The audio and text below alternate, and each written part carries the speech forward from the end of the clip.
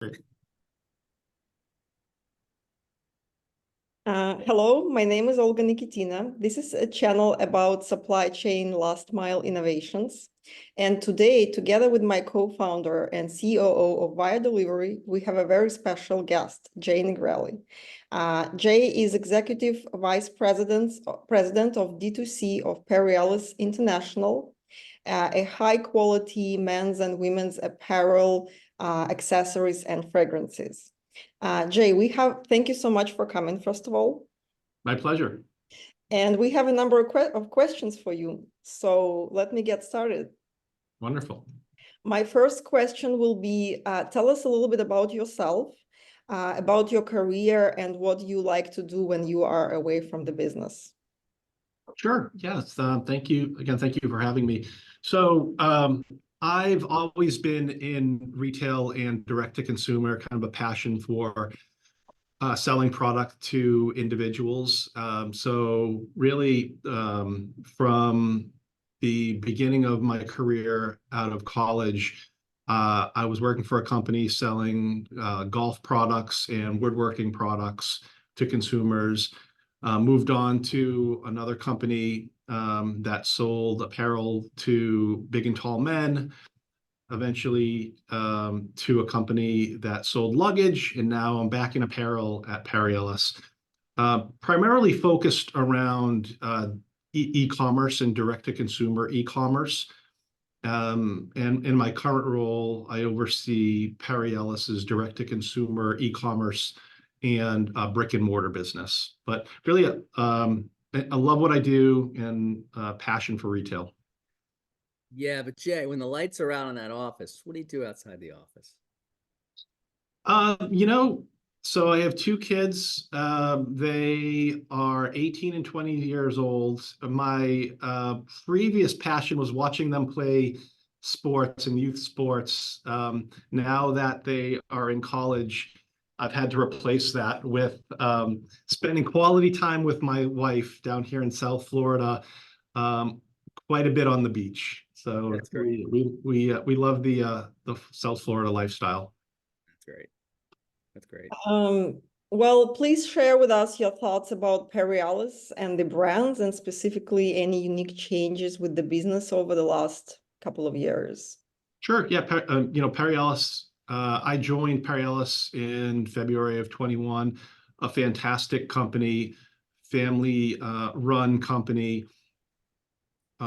Large scale enterprise level family run company, which I really enjoy. Have a great relationship with the CEO and founder, and it's nice that it's a portfolio of businesses. So we run businesses from Ellis to Original Penguin. We license the Callaway name and produce and sell all of Callaway's apparel and accessories.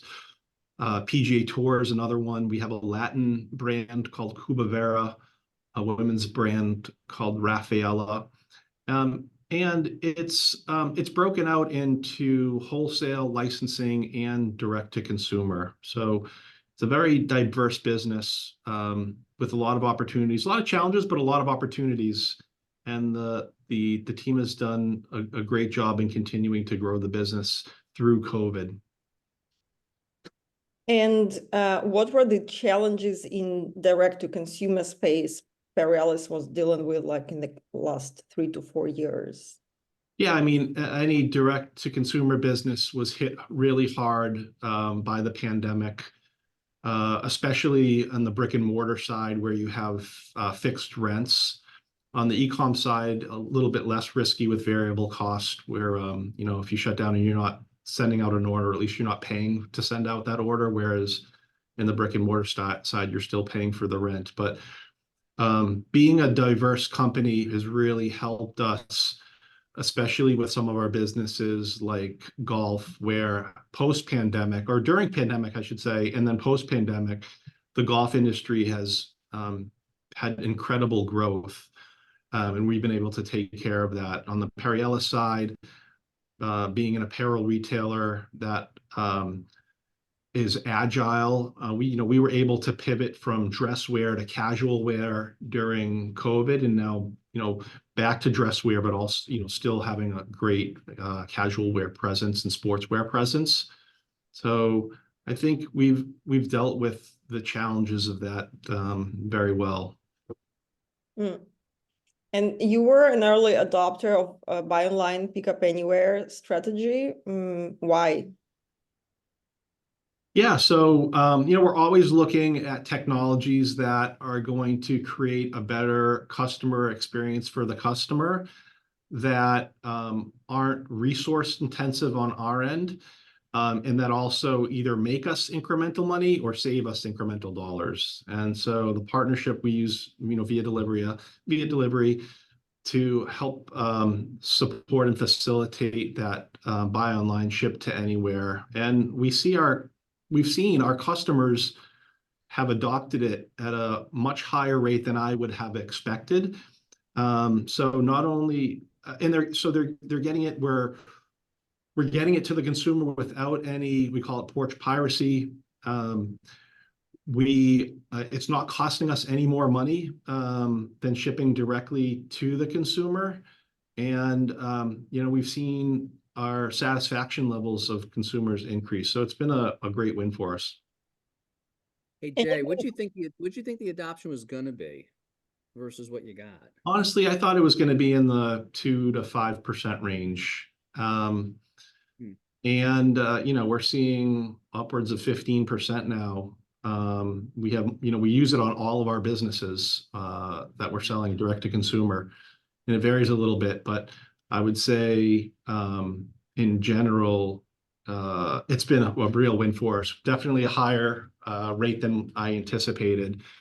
I think it'll have to do with the demographic of the customer and where the customer lives for sure. But anything more than 10%, I think was a major surprise for me. So it's great.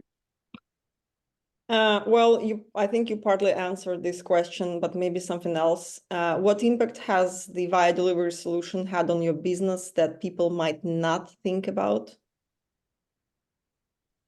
On our business specifically, it's helped to lower our freight out costs.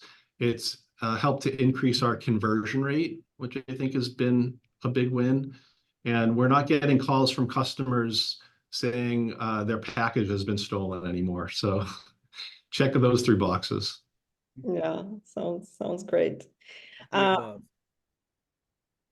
What suggestions do you have for Via.Delivery as we continue to enhance our BOPA solution? I think that the partnership has been great. I think Via.Delivery has gone above and beyond what I expected. I thought it was going to be more of a set it and forget it. I guess it has been for us. For them, they continue to innovate. You continue to innovate. Always thinking about how we can improve the experience and increase the penetration, right? Because it's a win-win for both of us. So things like when the customer may not opt in initially, but then send them a follow-up email soon after, giving them the opportunity, explaining it a little bit better, giving the opportunity to change their mind, has helped increase that penetration. So just continue to innovate. Thanks. And my last question is about the future. What do you think is going to happen with the e-commerce and maybe all this AI talk? Any implementations of AI? Yeah, quite a hot topic. I think at least initially, really, it's supporting our staff in being more productive and effective. I'll give you an example. Rather than manually setting up a landing page of specific products one by one, we can ask Shopify, who has built an AI, to do that for us. And so that could save us hours on end doing other things that are more productive. I don't think AI is going to get rid of employees. I think it's going to help just make employees more productive, at least in the short term. And then with regard to consumer experience, AI is kind of a general term. I think artificial intelligence, has been used by retailers for many, many years now. So I think it's just continuing to improve the model, making it more generative, and anticipating what customers want online before they know what they want. Thank you. Well, Jay, thank you so much. Jeff, if you have any questions. You know what? I want to thank him for his participation today, of course, and just as a partner. You know, it's been great along the way. To your question before, Olga, about them being an early adopter, he's been a champion, you know, a champion for us in continuing to move our particular application along. And just a big thank you. Just a big thank you from Via.Delivery to you guys. My pleasure. Yeah, no, we appreciate you as a partner as well. Absolutely. Okay, thank you so much. Thank you. See ya.